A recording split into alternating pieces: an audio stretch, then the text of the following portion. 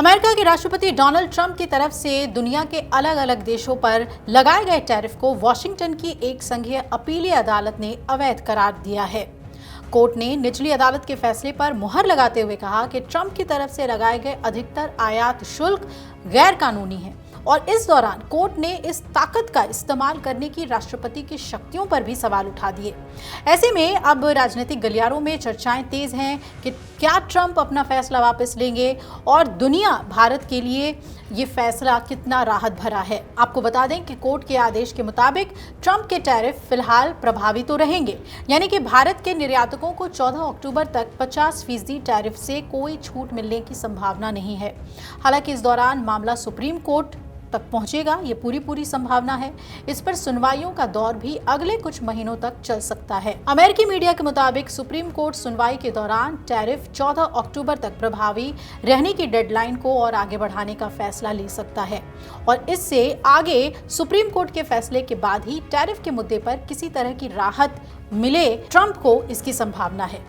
दूसरी तरफ हम भारत के लिए बात कर लें तो भारत के लिए भी संघीय अपीलीय अदालत का फैसला कोई तत्काल राहत तो लेकर नहीं आया है, लेकिन एक इशारा जरूर मिल गया है कि ट्रंप इस मामले में गलत हैं, ये साबित हो रहा है। यानी भारतीय उत्पादों पर 50% टैरिफ लगाना तो जारी रहेगा। अगर कोर्ट की तरफ से ट्रंप के टैरिफ को तत्काल हटाने की बात भी कही जाती तो भी भारत के कुछ उत्पादों पर लगा सिर्फ 25% टैरिफ ही हटता, क्योंकि ट्रंप ने तो अमेरिका के व्यापार घाटे को कम करने के लिए IEEPA कानून के जरिए भारतीय उत्पादों पर आयात शुल्क लगाने का फैसला किया था। यानी कि भारत पर रूस से तेल खरीदने की वजह से जुर्माने के तौर पर लगाया गया 25% का अतिरिक्त टैरिफ फिर भी हम पर बरकरार रहेगा। ट्रंप प्रशासन ने इस जुर्माने के लिए IEEPA कानून के साथ साथ व्यापार विस्तार अधिनियम 1962 की धारा 232, व्यापार अधिनियम 1974 की धारा 301 और धारा 604 के तहत पाबंदियां लागू की हैं। अमेरिकी टैरिफ के मुद्दे पर अब आगे क्या कुछ हो सकता है, इस पर दुनिया की नजर तो टिकी हुई है। इस फैसले के बाद खास तौर पे ट्रंप प्रशासन को निचली अदालत और उच्च न्यायालय में टैरिफ के मुद्दे पर हार मिलने के बाद अब ये मामला सुप्रीम कोर्ट में पहुंचना तय हो गया है। ट्रंप ने भी इसके बारे में कह दिया है कि हम सुप्रीम कोर्ट में अपील करेंगे। न्यूज़ एजेंसी रॉयटर्स के मुताबिक सुप्रीम कोर्ट में अब इस मामले में संविधान की व्याख्या से संबंधित विधि के महत्वपूर्ण प्रश्नों पर निर्णय होगा। चूंकि सुप्रीम कोर्ट का फैसला सर्वमान्य और अंतिम होना तय है, इसलिए ये एक तरह से अमेरिकी राष्ट्रपति और अमेरिकी संसद की शक्तियों के बंटवारे और इसकी सीमाओं को बताने का भी निर्णय होगा। माना यह भी जा रहा है कि सुप्रीम कोर्ट ट्रंप के टैरिफ के मुद्दे पर अक्टूबर से पहले हफ्ते से सुनवाई शुरू कर सकती है और इसके बाद ये मामला कोर्ट में कितना लंबा खींचेगा ये तय नहीं है।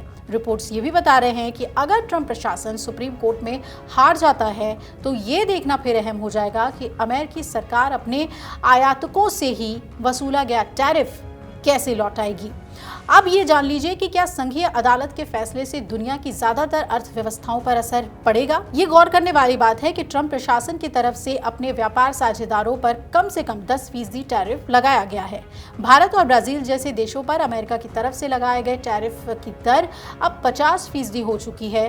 हालांकि अमेरिकी संघीय अदालत का फैसला दुनिया की अधिकतर अर्थव्यवस्थाओं के लिए राहत भरा फैसला तो बनकर आया है। तो ये भी जानना अहम है कि आखिर संघीय अपीलीय अदालत का ट्रंप के टैरिफ पर रोक लगाने का फैसला इतना अहम क्यों है।